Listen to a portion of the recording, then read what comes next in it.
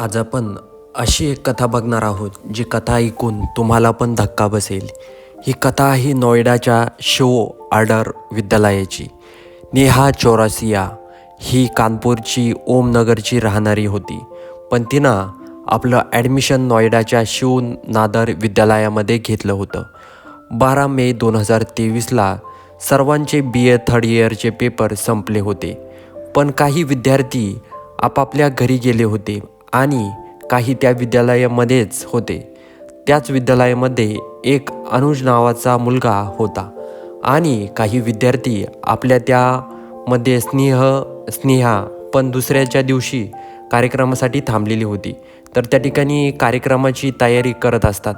त्या ठिकाणी अचानक नेहा आणि अनुज एकामेकाकडे बघतात आणि बघितल्यानंतर एकामेकाला घट्ट मिठी मारतात। त्यानंतरच आणि अचानक गोळ्यांचा आवाज होतो। तर स्नेहा होती ती खाली पडलेली होती आणि पूर्ण तिच्या शरीरावर रक्त होतं आणि जो अनुज होता त्याच्या हातामध्ये पिस्तूल होतं। जी स्नेहा असते अनुज स्नेहाला गोळी घातली होती। कोणाला कळायच्या आत तिथून अनुज निघून गेलेला होता। यानंतर जेव्हा लोक जमतात आणि स्नेहाला हॉस्पिटलमध्ये घेऊन जातात तोपर्यंत स्नेहाचा मृत्यू झाला होता। त्यानंतर या हालचाली चालूच होत्या। तेवढ्यात मुलांच्या हॉस्टेलमध्ये गोळी चालण्याचा आवाज येतो। लोक ज्या रूममध्ये गोळी आली त्या रूमच्या बाहेर येत जमा होतात आणि त्या रूमच्या आतमधून लॉक असल्यामुळे कोणालाही ते लॉक उघडता येत नाही। त्यामुळे तिथल्या आसपासची मुलं पोलिसांना बोलवतात। जेव्हा पोलीस येतात आणि दरवाजा उघडतात तेव्हा त्यांना दिसतं की एका मुलाने स्वतःच्या डोक्यामध्ये गोळी घालून घेतली आहे। त्यानंतर पोलीस जेव्हा बघतात तर हा दुसरा तिसरा कोणी नाही तर अनुज होता। त्यानंतर पोलीस जेव्हा अनुजचा मोबाईल चेक करतात तेव्हा त्यांना एक व्हिडिओ सापडतो। त्या व्हिडिओमध्ये अनुजनं म्हटलं आहे की नेहाने मला फसवलं आहे। त्यानंतर पोलीस चौकशीला सुरुवात करतात। जेव्हा पोलीस आजूबाजूला विद्यालयामध्ये चौकशी करतात तेव्हा त्यांना समजतं की अनुज आणि नेहा एकामेकावर प्रेम करत होते, पण नेहाला हे नातं संपवायचं होतं। त्या अनुजला भेटली नाही आणि सांगितलं पण नाही आपण इथं हे नातं थांबू, मला असं शिकायचं आहे, मोठं व्हायचं आहे असं नेहाने अनुजला सांगितलं। त्यानंतर तिला सर्व नातं तोडून टाकले।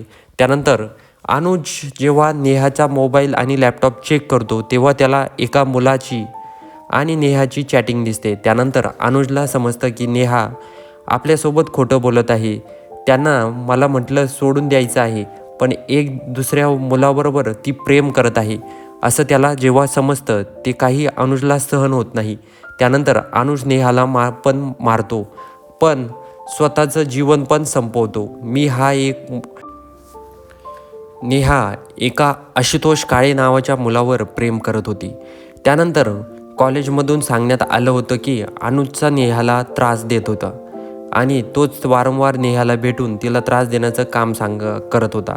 आम्हाला सांगितलं पण होतं नेहानी, आम्ही बोलून सोडून द्या असं त्यांना सांगितलं होतं। असं कळत कॉलेजवर जो नेहाचा प्रियकर आहे आशुतोष याच्यावर आता सक्त कारवाई करण्यात आली आहे, कारण जी नेहा होती आणि जेव्हा अनुजला नेहानी सोडलं त्यावेळेस आशुतोष काळेवर नेहा प्रेम करत होती। तीच गोष्ट अनुजला सहन होत नाही आणि त्यांनी ते सहन न झाल्यामुळं नेहाला तो गोळी घालतो आणि तिथंच आपलं जीवन पण संपवतो। तर त्यानंतर आशुतोष याच्यावर सक्त कारवाई करण्यात आली आहे। त्याचबरोबर अनुजला पिस्तूल कुठून मिळालं याचा तपास पोलिसांनी लावला आहे आणि त्या तिघांना पण पोलिसांनी ताब्यात घेतलं आहे। तर मित्रहो, गोष्टीतून एकच तात्पर्य मिळत आहे की संशयातूनच काही पण होऊ शकतं, त्यामुळे संशय करणं टाळा। तर मित्रहो, व्हिडिओ कसा वाटला कमेंटमध्ये नक्की कळवा आणि व्हिडिओ आवडला असेल तर चॅनलला सबस्क्राईब करायला विसरू नका।